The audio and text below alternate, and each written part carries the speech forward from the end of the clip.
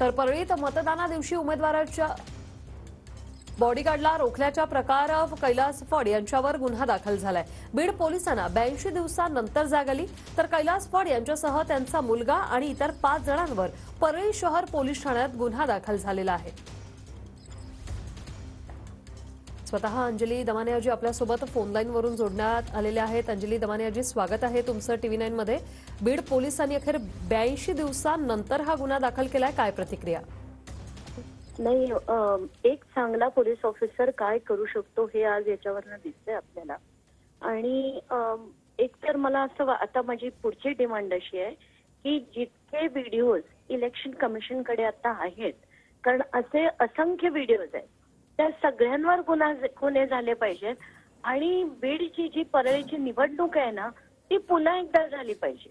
आणि याच्यासाठी मी ECIला सुद्धा लिहिलं होतं, तर त्या सगळ्या गोष्टींची चौकशी व्हावी आणि परळीची निवडणूक पुन्हा एकदा घेण्यात यावी, असं माझं स्ट्रॉंग आणि स्पष्ट मत आहे। आणि यासाठी तुम्ही पुढे आता काय पाऊल उचलणार आहात? तुम्ही मुख्यमंत्र्यांना पत्र लिहिणार आहात, तुम्ही निवडणूक आयोगाला पत्र लिहिणार आहात, काय करणार आहात पुढे? निवडणूक आयोगाला मी ऑलरेडी पत्र लिहिलेलं आहे आणि त्याच्यात अनेक माहिती दिलेली आहे। स्पेशली धनंजय मुंडे यांच्या ऑफिस ऑफ प्रॉफिटची माहिती मी दिली आहे।